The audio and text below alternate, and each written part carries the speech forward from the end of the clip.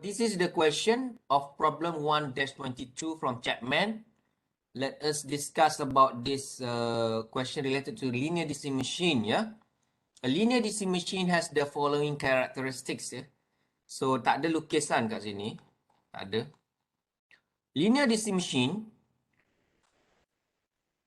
has the following characteristics, which is B 0.5 Tesla into the page. Okay, B is 0.5 Tesla into the page.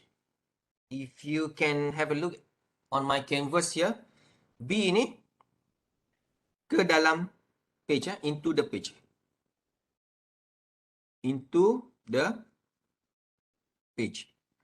Okay. 0.5 Tesla. R, resistor ni, 0.25 ohms. L, panjang. L tu adalah panjang ni. Ini L. L adalah panjang conducting bar. L 0.5 meter. VB is 120. VB is the battery voltage 120. All the information has been given. In this canvas, a linear DC machine has the following characteristics. So saya list down semua ni. Soalan dia yang pertama, if this bar has the load of 20 Newton. Load of 20 Newton attached to it opposite to the direction of motion. What is the steady state speed of the bar? We know that the direction of motion is to the right. Okay? Bila kita switch on, current akan mengalir ke bawah. Menggunakan right hand rule, then we will see that the force acting on this bar is to the right. That's why we use F in, okay? Induced force. When the current flowing, there will be induced force to the right, with the speed of V also to the right lah. So this is during the no load condition. During the no load condition. Then the load has been applied. Maknanya the load has been applied.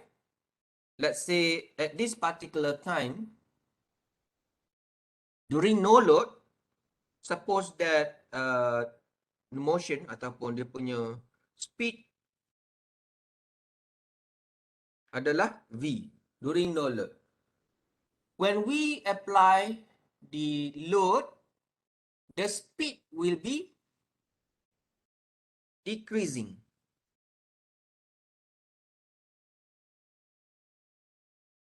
And dia akan capai satu tahap kita panggil SS ataupun steady state speed. Okay? Dan pada masa dia steady state speed itu sebenarnya dia berada dalam the state of equilibrium, which is FF equals to F in. Okay? Speed decrease.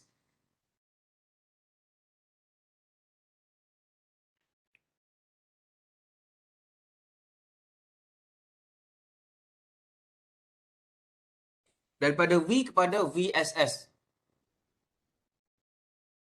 Soalan yang pertama, if the bar has load of 20 Newton attached to it opposite to the direction of motion, what is the steady state speed of the bar ataupun VSS? Yang ni lah yang kita nak cari. Untuk soalan yang pertama. Okay? That's the thing. That's the question.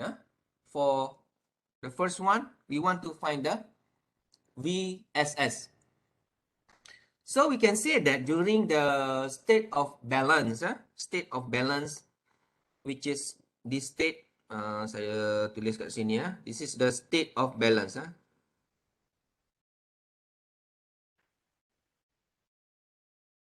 During the state of balance between FF and F in, soalan yang pertama.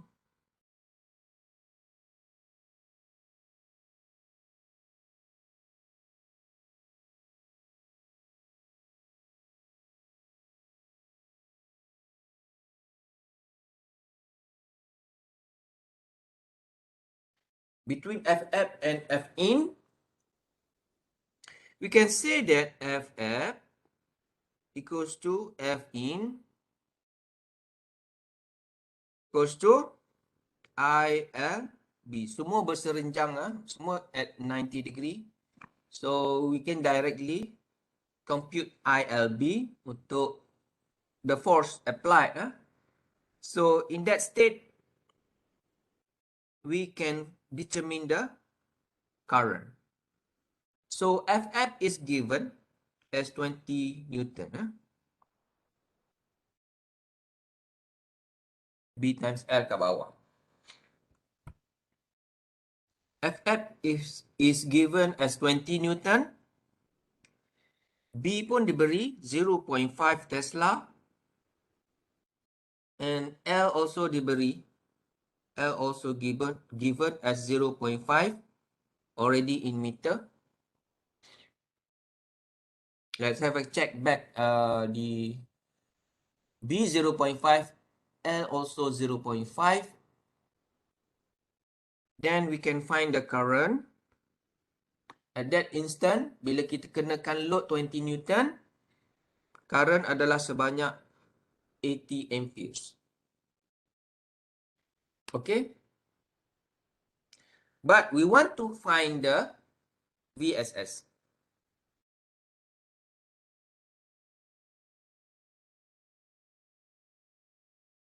Now, find VSS.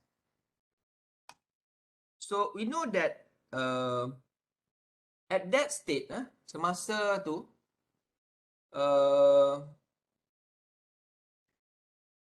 induced voltage in the bar. Induced voltage in the bar is E in equals to Kirchhoff voltage law, ingat I R, VB minus IR. So we have already determined I. VB we know it's 120. I tadi 80 ampere. R diberi 0.25. Rujuk balik information yang diberi. Okay, R 0.25. VB 120. Current kita dah ada.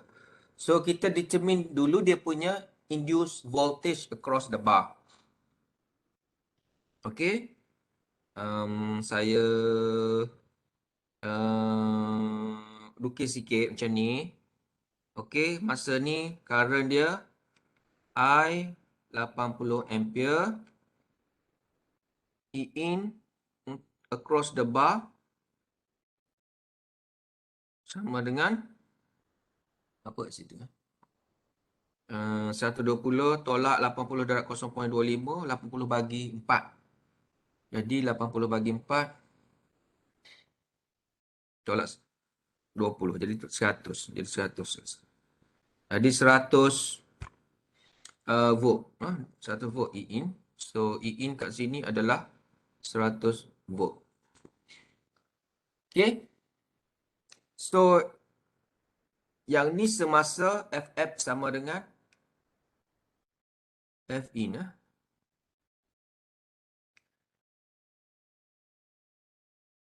Dia balance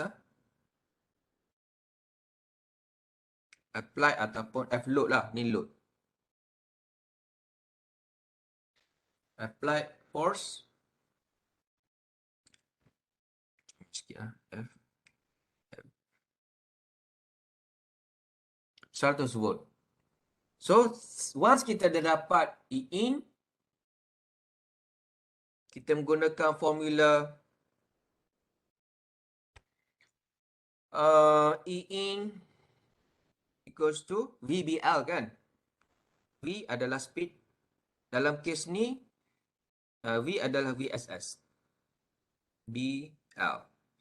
So, we want to get the VSS. It's E in divided by BL. So, E in is 100.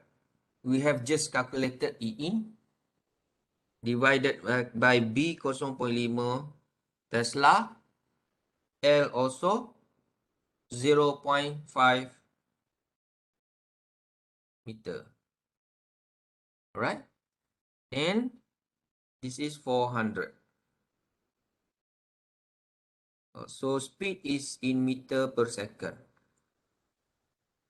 Okay, so kita dah dapatlah VSS semasa state kita kenakan load 20 Newton untuk soalan A. Untuk soalan B, saya tulis balik, if this bar has a load, if this bar runs off into a region where the flux density falls to 0.5 Tesla. If B, dan tadi B adalah 0.5.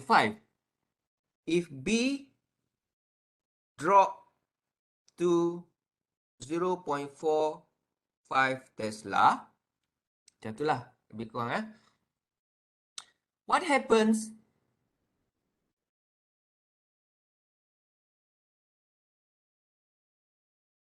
to the bar?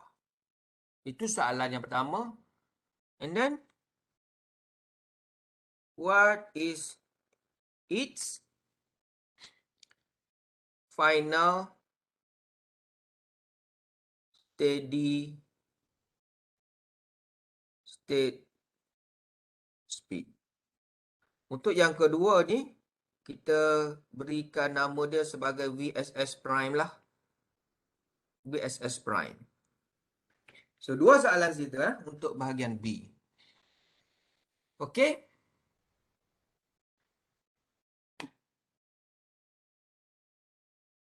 So, dalam keadaan ni, the load is the same. The load is the same, yang berkurang hanyalah dia punya B. B tu tiba-tiba drop. Apa yang berlaku? Apa yang berlaku pada bar tu? Okay.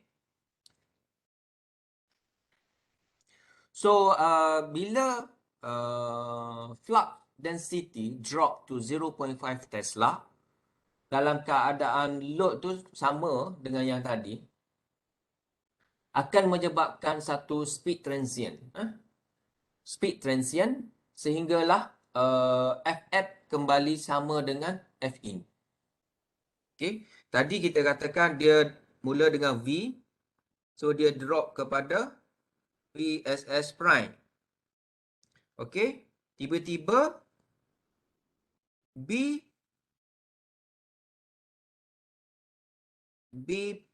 sama dengan 0.5 drop kepada B sama dengan 0.45. Apa yang berlaku pada VSS sebenarnya? VSS prime itu, tadi VSS. VSS prime itu kembali naik. Ataupun kita panggil speed transient.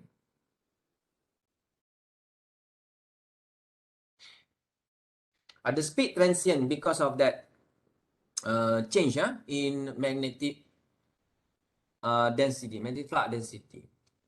So, the new steady state current at that time, dalam kes yang ini soalan A, ini soalan B. So, at that time, saya nak bagikan kepada divider macam tu lah. Senang nampak sikit.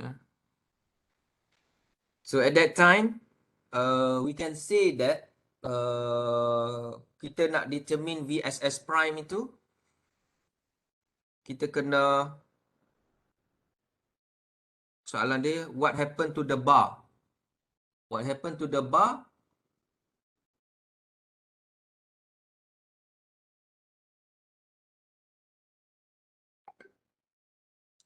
There will be a speed transient of the bar, which is VSS will be increased. Itu description lah, kenaan dengan apa yang berlaku pada bar itu. But in this case, we want to find VSS prime. So, we go directly finding VSS prime. At this instant, Dia kembali kepada FF sama dengan F in juga, which is I L B. Okay. So current now F F by B L. Sama juga dengan equation tadi. Cuma dalam kes ni FF berapa? 20 20 Newton. Dalam kes ni B dia dah jadi 0.45.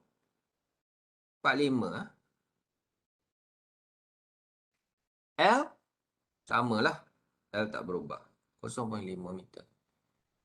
So, pada masa ni, current dia dah jadi 88.9 ampere. Nampak tak? Current daripada 100, current daripada 80, dia bertambah. Which is increase. Increase from the first state tadi. So, bila kita dah dapat calculate the current, we calculate the induced voltage as usual. Induced voltage is VB minus IR. Ganti saja current yang kita dapat itu.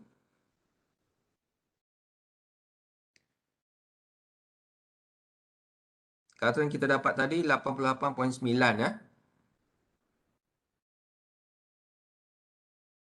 Resistance adalah 0.25.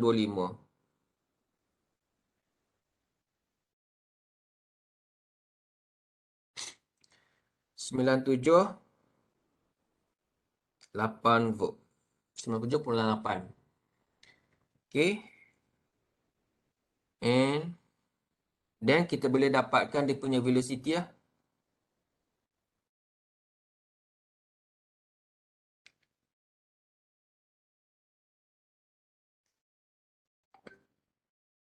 Velocity of the bar, VSS prime in this case, adalah E in divided by BL. So kat sini, E in tadi kita baru dapat 97.8,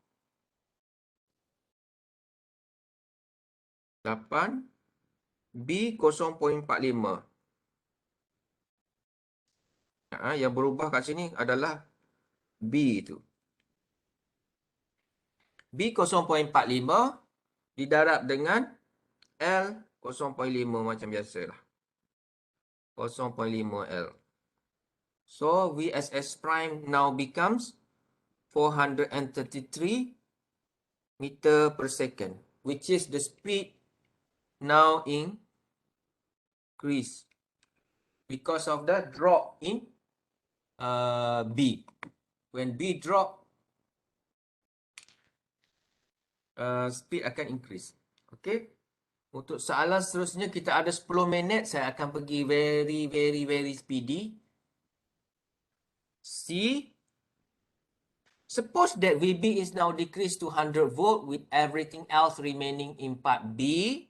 Kita rujuk pada part B. Tetapi sekarang ni VB yang decrease. Battery voltage yang decrease. So apa yang berlaku pada steady state speed? VB from 120 volt drop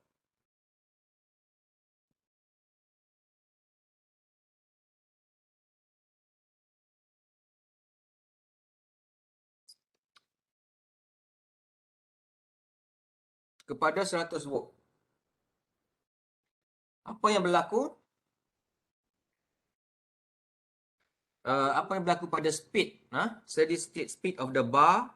We can say that, how about we name it as VSS double prime. Okay. Now we know that VB is dropped to 100 volt at the state of equilibrium. FF goes to F in. As usual, kita dapatkan dia punya current dulu. Soalan ni senang saja. So I is F F over PL. Kita gunakan soalan daripada B tadi, maknanya 0.45 lah dia punya magnetic flux density. So it's as usual, substitute.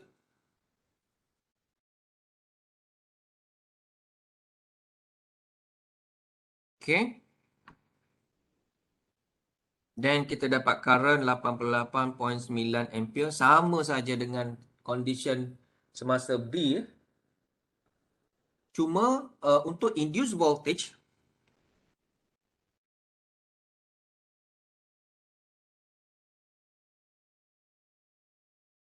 induced voltage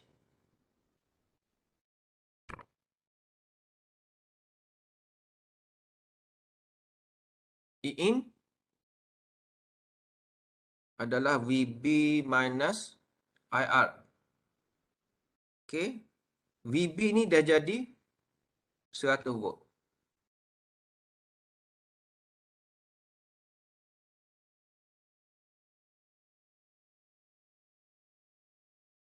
Okay. So 77.8.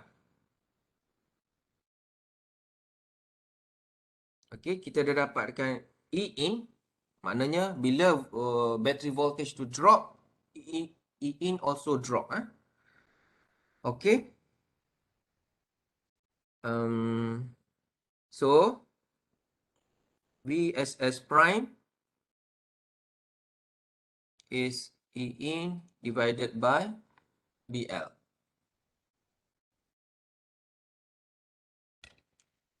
So 77.8 bagi dengan B 0.45, L 0.5. Saya dapat 344 meter per second. Dalam kes ni, tadi dia naik sebab B drop. Tapi bila voltage tu drop, dia turun balik. Okay. Daripada steady state, drop, naik, drop balik. Okay, soalan D secara ringkasnya. From the result of part B and C, what are two methods of controlling the speed of linear machine or a real DC motor? What sort of parameters that we adjust to control the speed of linear machine? Okay, kita katakan yang pertama,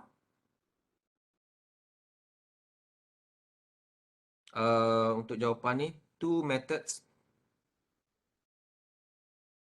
of controlling the speed.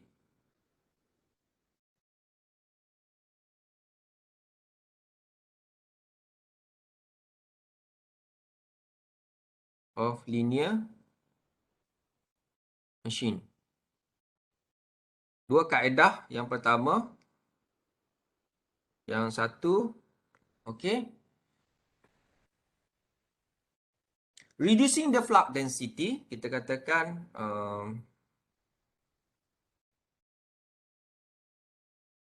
reducing the flux density B tadi kan, akan menyebabkan apa?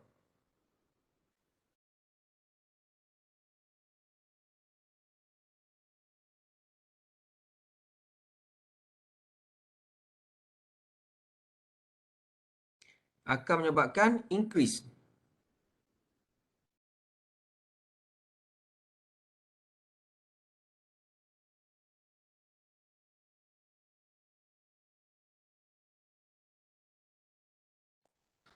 Okay. Itu poin yang pertama. Dalam kes B tadi, bila B tu drop kepada 0.45, the speed increase. Transient speed increase. Yang kedua, kita boleh katakan reducing the battery voltage